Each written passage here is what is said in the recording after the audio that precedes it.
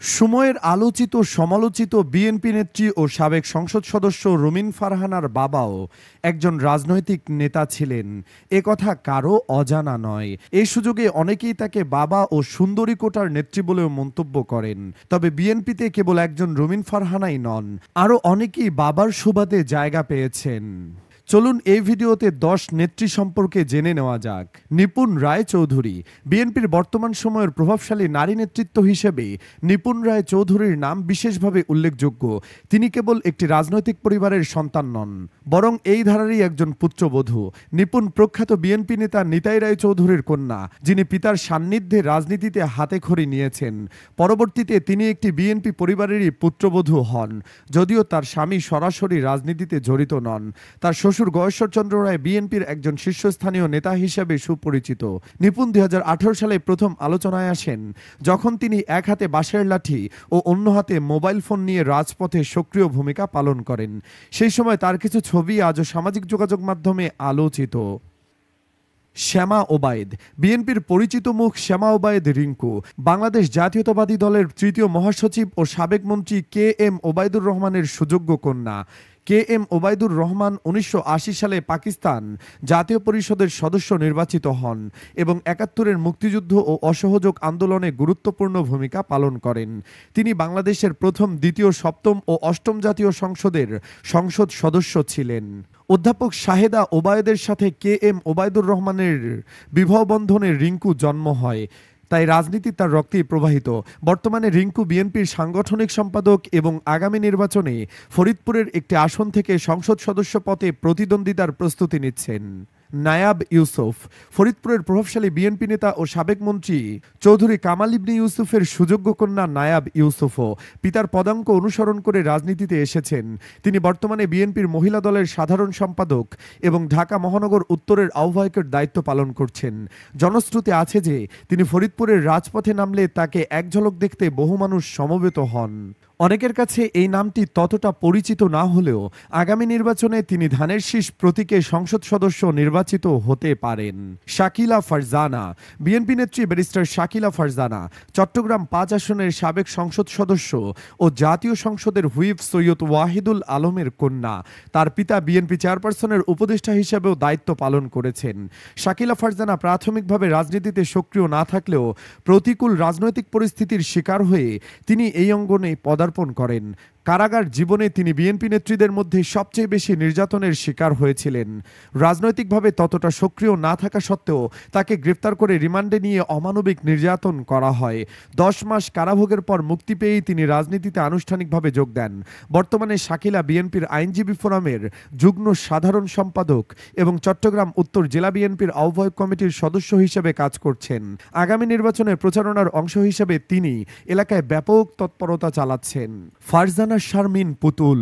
নাটোর 1 লালপুর বাগাতিপাড়া আসনের সাবেক বিএনপি সংসদ সদস্য মোহাম্মদ ফজলুর রহমান পটলের সুযোগ্য কন্যা ব্যারিস্টার ফারজানা শারমিন পুতুল 1984 সালের 2রা নভেম্বর লালপুর উপজেলার গৌরীপুর গ্রামে জন্মগ্রহণ করেন পুতুল। প্রাথমিক জীবনে ব্যারিস্টার হিসেবে কর্মজীবন শুরু করলেও পরবর্তীতে রাজনীতিতে প্রবেশ করেন। সম্প্রতি তিনি দুদক সংস্কার কমিশনের সদস্য হিসেবে যোগদান করেন। আগামী নির্বাচনে তিনি পিতার আসন থেকে প্রতিদ্বন্দ্বিতা করতে পারেন বলে শোনা যাচ্ছে। সানসিলা জেবরিন প্রিয়াঙ্কা। জেলা বিএনপির সাধারণ সম্পাদক হযরত আলীর কন্যা ডক্টর সানসিলা জেবরিন প্রিয়াঙ্কা একজন তরুণ রাজনৈতিক ব্যক্তিত্ব হিসেবে পরিচিত। বিএনপির সবচেয়ে কম বয়সী নেত্রী হিসেবে তিনি একাদশ জাতীয় সংসদ নির্বাচনে মনোনয়ন পেয়েছিলেন। সে সময় তিনি রাজধানীর ধানমন্ডিতে অবস্থিত আনোয়ার খান মডার্ন মেডিকেল কলেজে মাইক্রোবায়োলজি বিভাগের প্রভাষক হিসাবে কর্মরত ছিলেন। একাদশ জাতীয় নির্বাচনে প্রার্থী হওয়ার পর তাকে সে পদ থেকে অব্যাহতি দেওয়া হয়। বর্তমানে রাজনৈতিক পট পরিবর্তনের পর তিনি তার পদ ফিরে পেয়েছেন কিনা তা এখনো নিশ্চিতভাবে জানা যায়নি। সৈয়দা আবিদা হোসেন। সিলেট 6 আসন থেকে বিএনপির মনোনয়ন প্রত্যাশী সৈয়দা আবিদা হোসেন বর্তমানে আলোচনার কেন্দ্রবিন্দুতে রয়েছেন। তিনি সিলেট ৬ আসনের সাবেক সংসদ সদস্য ও বিএনপি নেতা প্রয়াত ডক্টর সৈয়দ মকবুল হোসেনের সুযোগ্য কন্যা। তার পিতা এলাকায় প্রভূত জনপ্রিয়তা অর্জন করেছিলেন। ২০২২ সালে পিতা প্রয়াণের পর আবিদা হোসেন সিলেটের রাজনীতিতে সক্রিয় হন এবং তার পারিবারিক রাজনৈতিক ঐতিহ্য ও ব্যক্তিগত প্রজ্ঞার মাধ্যমে জনগণের আস্থা অর্জনে সক্ষম হচ্ছেন। সম্প্রতি তাকে গোপালগঞ্জ ও বিয়ানীবাজারের বিভিন্ন গ্রামগঞ্জ, হাটবাজার, পাড়া মহল্লা, স্কুল, কলেজ ও মাদ্রাসায় নিয়মিত দেখা যাচ্ছে। সাধারণ মানুষ, তরুণ ভোটার এবং স্থানীয় বিশিষ্ট ব্যক্তিদের সাথে মতবিনিময় সভা ও উঠান বৈঠকের মাধ্যমে তিনি একটি শক্তিশালী জনসম্পৃক্ততা গড়ে তুলেছেন। আদিবা হোসেন তার বিভিন্ন সভা সমাবেশে বিএনপির ৩১ দফার কথা তুলে ধরছেন, যার মাধ্যমে রাষ্ট্র মেরামতের জন্য প্রয়োজনীয় সকল উপাদান অন্তর্ভুক্ত। একই সাথে তিনি তার নিজ এলাকার উন্নয়ন, ধর্মীয় সম্প্রীতি, রাজনৈতিক সৌহার্দ্য এবং যুব সমাজের উন্নয়নে তার সুচিন্তিত ভাবনা ও পরিকল্পনা ব্যক্ত করেছেন। তিনি প্রতিহিংসার রাজনীতি পরিহার করেই এমন একটি রাজনৈতিক ও সামাজিক সম্প্রীতি প্রতিষ্ঠা করতে চান, যেখানে হিন্দু, মুসলিম, খ্রিস্টান, বৌদ্ধ নির্বিশেষে সকলের সমান অধিকার সুপ্রতিষ্ঠিত হবে। সামিরা তানজিন চৌধুরী প্রয়াত বিএনপি নেতা হারিস চৌধুরীর কন্যা সামিরা তানজিন চৌধুরী আসন্ন জাতীয় সংসদ নির্বাচনে সিলেট ৫ আসন থেকে সম্ভাব্য প্রার্থী হিসেবে নিজের অবস্থান ঘোষণা করেছেন। পিতার রাজনৈতিক উত্তরাধিকার বহন করার দৃঢ় প্রত্যয় নিয়ে তিনি লন্ডন থেকে দেশে ফিরেছেন। তার লক্ষ্য হলো বাবার মরদেহ তার পৈতৃক নিবাস সিলেটের কানাইঘাটে পুনর্দাফন করা, যার প্রক্রিয়া ইতিমধ্যে ডিএনএ পরীক্ষার মাধ্যমে সম্পন্ন হয়েছে। সামিরা চৌধুরী বর্তমানে সিলেট ৫ আসনে সক্রিয় প্রচারণা চালাচ্ছেন এবং তার বাবার স্মৃতি ও রাজনৈতিক পরিচিতিকে কাজে লাগানোর চেষ্টা করছেন। তবে তার রাজনৈতিক পথে পারিবারিক বিরোধ একটি বড় চ্যালেঞ্জ, যেখানে তার চাচাতো ভাই এবং কানাইঘাট উপজেলা পরিষদের সাবেক চেয়ারম্যান আশিক চৌধুরীর মতো একসময়কার ঘনিষ্ঠরাও তার বিরোধিতা করছেন। পারিবারিক গতিশীলতা ও বর্তমান রাজনৈতিক পরিস্থিতি তার বিএনপি মনোনয়ন এবং রাজনৈতিক আকাঙ্ক্ষা পূরণে কতটা সহায়ক হবে তা সময়ে বলে দেবে। এছাড়া ভবিষ্যতে এই তালিকায় যুক্ত হতে পারেন জাইমা রহমানও।